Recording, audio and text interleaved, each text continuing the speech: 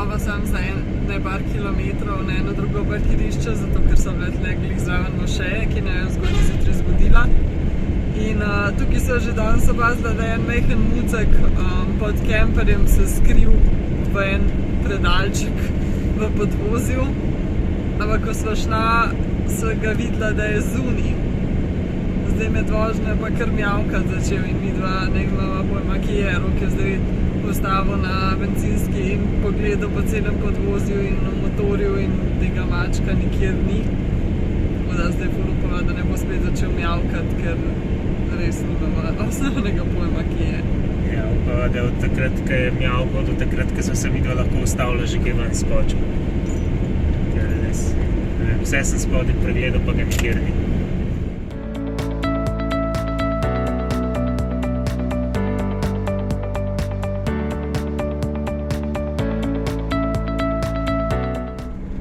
Mucija od včeraj pa nisva več videla, tako da ful upava, da prijem smo ostavili na pumpi, da je ven skočil. Gremo pa danes naprej, zdaj do tega starega mesta, ki upava, da bo zanimiv.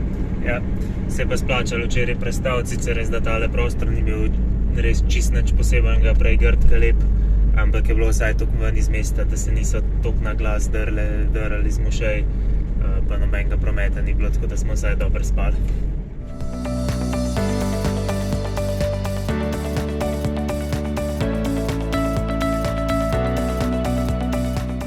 Mesto Ani leži dobrih 40 km stran od mesta Kars, tik ob armenski meji.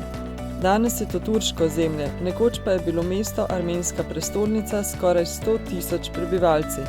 S svojo velikostjo in močjo je mesto konkuriralo celo Konstantinoplu. Pravi razcvet je doživelo po letu 961, ko je bilo razglašeno za armensko prestolnico. Ker je ležalo na nekoč zelo pomembni svilni poti, se je začelo zelo hitro razvijati. Pod armensko nadvlado je ostalo vse do leta 1045, ko so prevlado prevzeli Bizantinci, nato Gruzici, za njimi Perzici ter Kurdi. Oblast se je zadnjič zamenjala leta 1236, ko so mesto prevzeli Mongoli. Leta 1319 je prestolnica začela zamirati, saj jo je razdejal močan potres. Smo si ogledali tole mesto Ani, pa morala priznati, da naj ni prav neki zelo očaral. Res je sicer zelo ogromna stvar, ampak res so sam še neke ruševine. Midva sta brala, kako je to, da bi prišel v eno mesto duhov in se lahko po teh ruševinah sprehajaš. Kar je sicer res, ampak midva so si mesto duhov malo drugače predstavljala, kakor par razvalin kamnitih. Ki so med seboj oddaljene 500 metrov. Ja, to je res na veliki površini. Tako da res nisva neki zelo zadovoljna bila.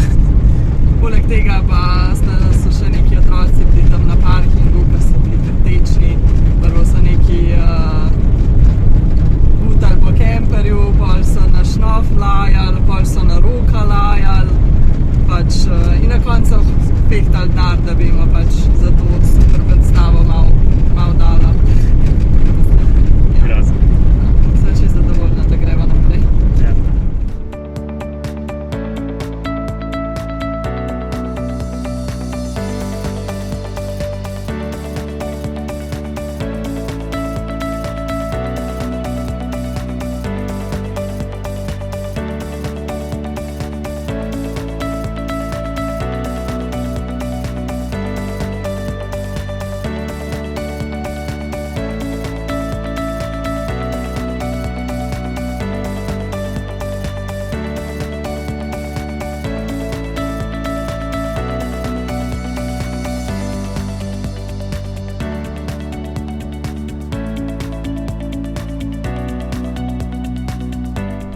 Danes nadaljujemo pot, prvo do enega mesta, tukaj blizu. V bistvu se tam dobiva z enima dvema Slovencema, ki naj že dolg časa spremljata, pa sta nama tudi že pisala, da sta zdaj v Turčiji, pa da bi se lahko kje srečali. Nama je pa sploh v interesu zaradi tega, ker gresta tudi v Gruzijo, tako da si bomo izmenjali tiste larije, ki so nama ostali, tako da prijetno skoristni. Ja. Pol bomo šli verjetno še eno palačo pogledati, ki je tudi v tem mestu, pa če bo vse po sreči, če bo dovolj časa, pa še ne vejo, bo videla, koliko se bomo zamudili pri vseh stvareh. bi rada danes prišla še do jezera Van, ker je vmes je eno gorovje skoraj 2400, čez 2400 metrov višine in tako visok ne bi glih rada spala, zato bi se raje nazaj naprej do jezera dol spustila.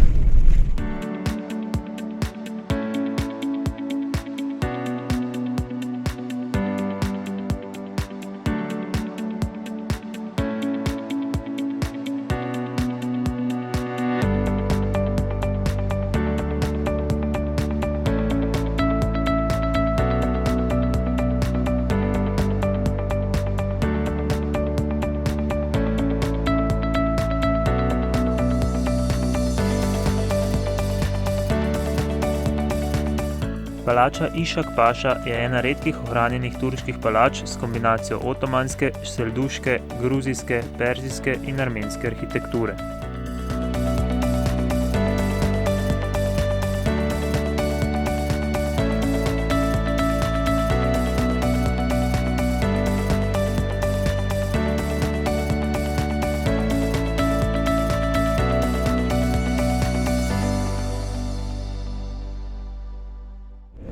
Palačo smo si ogledali, je bila kar zanimiva, bolj kot mesto Ani, sicer še zmeraj, da bi nek velik obvoz za to palačo delo ni, ampak ker smo bila glih na poti, se pa splača pogledati, je kar zanimiva arhitektura, otomanska.